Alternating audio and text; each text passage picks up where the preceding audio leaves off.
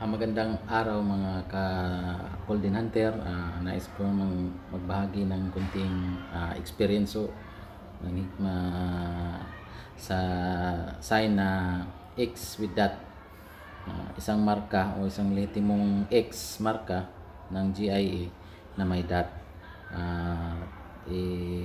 I-share ko lang kung paano namin na lukit ang digging spot o opening spot ng kanilang pinagbaunan ng kayamanan na kanilang ninakaw mula sa ibang bansa. At ibabahagi ko rin sa inyo kung paano namin tumpok ang area na sa lalim ng 6 feet at saka 4 feet to 6 feet, 3 feet to 6 feet nakuha namin yung mga HTM o mga nakatagong marka na palatandaan na may nakabaon na kayamanan sa ilalim. Isang turtle sign na maliit na nakuha namin sa 3 feet at isang malaking isang heart na nakatagilid sa babaw namang ng 2 feet at dalawang rectangular stone na sim ang kapal, tapos parang lamisa na nakasapaw, na ibig sabihin niyan ay giveaways. Simple lang guys, gamit lang ang kumpas at saka imahinasyon sa analyze. Kailangan mo lang talagang pag-isipan kung saan o ano ang dapat gawin, ano ang mga reference marker na nakaturo sa digging spot. Ganito lang yan guys.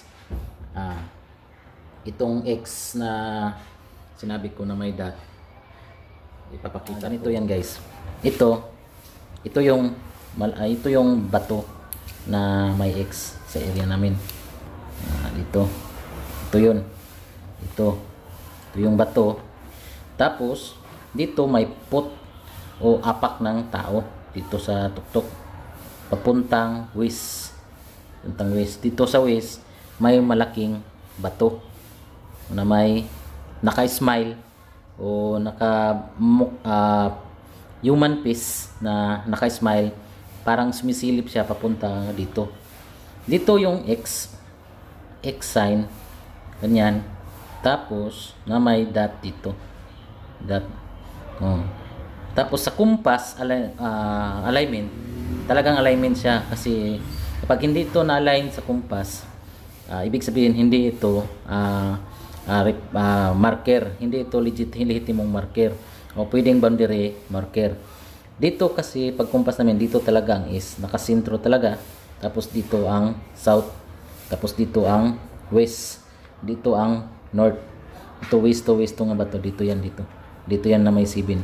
Tapos dito may bato dito na may D nakatumbok dito, at saka dito naman sa kabila sa may southwest may apak ng tao na may hole papunta dito sa malaking bato. Then dito may bato dito mga 5 meters mula rito na may letter D. Tapos may human face na nakabuka ang bibig, patingin siya dito. Then dito sa east banda may bato dito na may mga hole na maliit, marami. Nang ibig sabihin yan guys ay queens or diamond deposit dito sa ilalim nito. Then dito may isang bato dito banda na may tadtad na slash o parang tinadtad talaga ng espada o kinating, ganyan yan. Nang ibig sabihin yan guys ay isang water trap na kanilang nilagay. At dito naman sa kabila, dito may turtle dito guys na maliit na talagang ginawa na nakatingin dito sa batong ito. Then dito sa banda sa east, ito north na to, northeast to banda. Dito yung pyramid na may hole na nakaturo dito sa X. Dito may pointer stone dito sa S banda na nakaturo dito.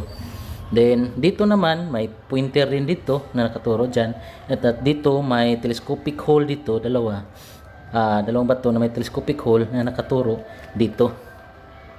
Kaya ito nalukit, gamit lang itong, dahil dito sa dot na ito. Ganyan lang yan. Ito ang south, ito ang east, ito ang north, itong west. So, simple lang, sukatin lang nito, dito, mula sa dot at saka dito sa gitna ng X, 5 inches. So, hakbang tayo, or magsukat tayo ng 5 meters mula rito, dito, sa alignment na ito.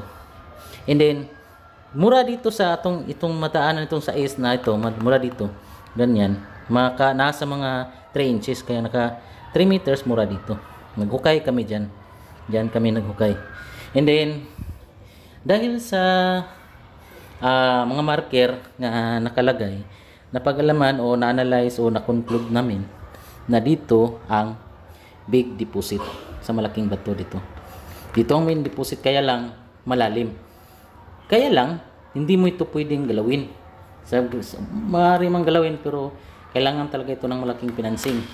Kasi maraming bato dito na nakalagay, na nakatago. Kasi pinapasabugan yata itong chamber dito para mapagtakpan o mahihirapan tayong kumuha pag-retrieve sa malaking kayamanan na nandito. Dito kasi yung big load. Dito yun ang big load, ang main load. Tapos, dito ang kanyang binigay na daanan. Dito. Ito yung opening spot. So, may tunnel dito papunta dyan sa malaking bato. May tunnel dyan.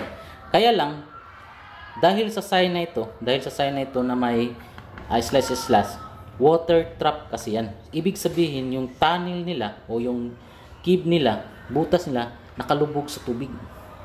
Dahil dito. Kaya mahihirapan tayong puntahan dyan. Kaya lang, dito talaga ang given way o dito ang daanan na binigay na marker. Base sa X sign, magbigay siya dito. Kaya dito kami dumaan. Kaya kung mahirapan, pag may pira na, madali lang yan. Pag may pang-finance na, pwede na yan anuhin. Gawan mo lang ng anong mang project na gawa mo dyan, pwede na yan. Dayon dito, ito yung tinatawag na coins or diamond deposit dahil sa mga dot-dot nito. Then, paano ito nalukit? Paano ito mapatunayan na talagang dyan? Gamit sa kung saan nakalagay yung markang X. Ang sabi ng iba, pag X, nasa ilalim daw ng bato. Tama naman. Kaya lang, nagdepende yun sa paglagay ng marka ng X. Ito yan. Pag dito yun ang X, sa tuktok, nakalagay sa tuktok ng bato, nasa gitna o nasa ilalim ho ng bato, ang deposit. Yan ang ibig sabihin yan.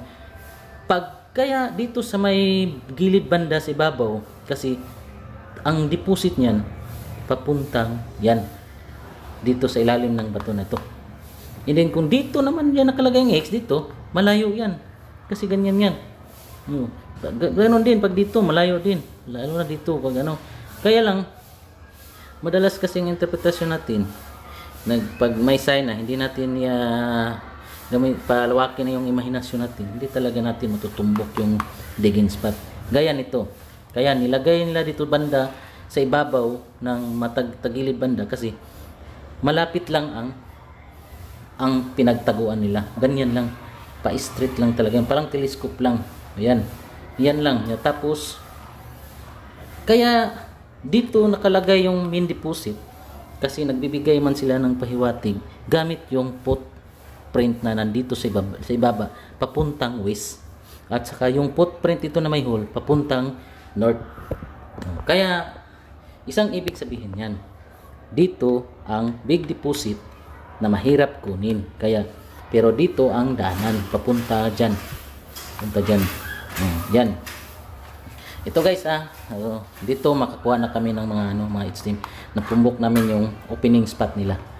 So guys, ganyan lang yan guys para sa akin. Simple lang naman.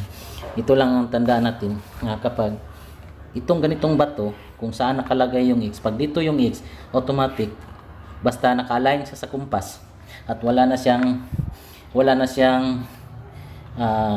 directional, walang dot o nasa gitna ba, dito talaga yan sa ilalim. Pag dito niyan may dot yan sa ilalim ng bato, pag dito yan nakalagay banda ng X, ganyan yan guys, ganyan. Di yan doon kasi paibabaw man. Pag dito naman nakalagay yung X, pag dito nakalagay ang X, Ganyan yan guys. Pag dito nakalagay banda sa may gilid talagang X, malayo yan. Kasi ganyan man yan. Malayo ang tinutumbok dyan. Yan, ganyan yan. Pag dito ang X ay tuktok, automatic ko sa loob ng bato or dito sa ilalim ng bato. Ganyan lang yan guys. Lalo na pag may dot. Pag may dot, tapos nasa baba, ganyan. Pag nasa baba niya, tapos may dot. Ibig sabihin, sa gilid ng bato, dito, nad yun ang deposito o yung daanan. Pag dito nakalagay sa may sa may gilid banda, ganyan yan. Ganyan yan. Sa may gilid banda, pag dito nakalagay, ganyan yan. Pag dito sa gitna nakalagay yung X, ganyan yan. Paubos. Pag dito nakalagay sa gilid talaga, malayo yan. Ganyan man yan. Lalo na pag may dot. Pag dito nakalagay, tapos yung dot na dito sa yun ang tawag na clockwise deposit, clockwise alignment. So 6 o'clock. Ano ba yan ang 6 o'clock sa clock? Is south. So punta ka dito sa tuktok, kumpasan mo, hanapin mong south, yun ang treasure. Ayun ang pining. Ganyan lang yan. Para sa akin yan, ganyan ang pag-unawa ko sa mga ganyan. Si bis lang po yan sa aming experience. Yan. Kapag ganitong bato, tapos dito yung X na wala nang kasamang dot, automatic diyan, yan. Pag dito naman sa may gilid banda yung X, tapos lalo na pag may dot, diyan yan. Hindi lang kalayuan. Pag dito ang malayo, pag ganito.